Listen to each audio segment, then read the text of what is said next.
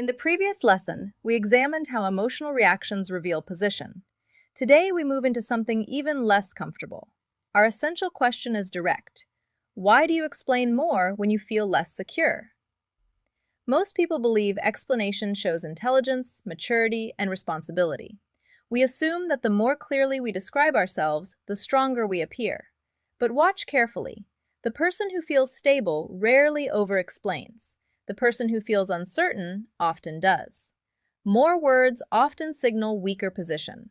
And if you are usually the one speaking longer, that is not a communication style. It is a positional clue. If you consistently become the longest speaker in tense moments, you are not being thorough. You are signaling vulnerability. And once that vulnerability is visible, it quietly shapes how others rank you. It shapes who interrupts you, who questions you, and who assumes you must justify yourself. So instead of assuming explanation equals strength, let's examine what it might actually reveal. When does your language suddenly expand? Notice the shift. At work, you present an idea. If you feel solid in your role, you state it and pause. If you feel your authority is fragile, you add background, context, disclaimers, and justifications before anyone questions you. In dating, if you feel chosen, you say, "I'm busy tonight." If you feel unsure, you say, "I'm busy tonight, but it's not about you. I just had a long day and I hope you don't misunderstand." Language expands when status feels threatened. You are not adding clarity. You are trying to prevent rejection before it happens. You are trying to close a gap that you already feel exists. That gap is your perception of your position, and you are trying to repair it with words. The expansion is not random. It follows perceived risk. So ask yourself, are you clarifying or protecting yourself? We tell ourselves we are just being clear, yet clarity and self-protection feel very similar from the inside. Imagine two leaders making the same decision. One says, "This is the direction." The other says, "I just want to explain why I chose this, because I don't want anyone to think I ignored other options." Same action, different position. Defense hides inside extra explanation. In couples, one partner says, "I'm upset." The other delivers a long explanation about tone, context, childhood triggers, and intention. The length is not about understanding. It is about fear of losing ground. It is fear of being seen as wrong, weak, or replaceable. And when you fear being replaceable, you start negotiating for space with words. You try to secure your standing through explanation instead of through position. Now consider what brevity communicates instead. When someone speaks simply and stops, something shifts in the room. Brevity signals internal certainty and control. A teacher who feels grounded gives an instruction once. A parent who feels secure sets a boundary without a speech. An executive who trusts their position does not rush to defend every choice. Meanwhile, the person who fears being questioned fills space. Silence feels dangerous to them. And the more dangerous silence feels, the more unstable their internal position usually is. That discomfort reveals where they feel exposed.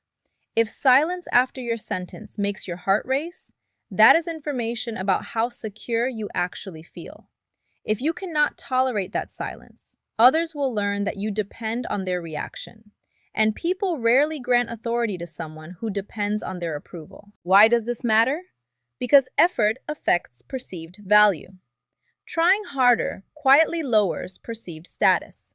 In negotiations, the person arguing longest for approval often weakens their leverage.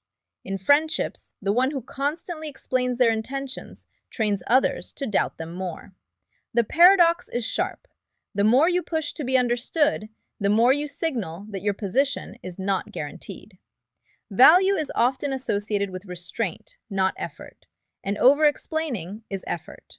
The room reads effort as uncertainty, even if you believe you are being responsible. When you fight to secure understanding, you imply that your words alone are not enough, and once others sense that, they unconsciously require more from you, not less.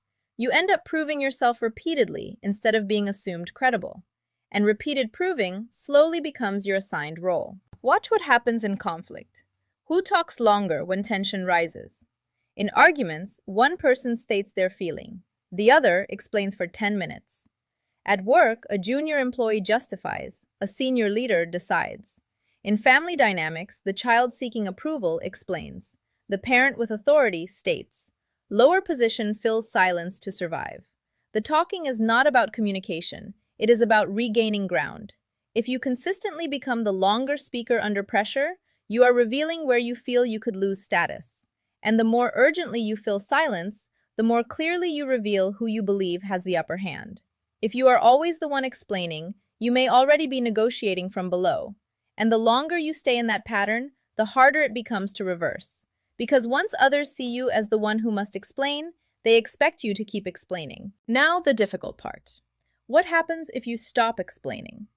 Many people fear that if they reduce words, they will lose connection, approval, or control. Silence exposes where you feel insecure.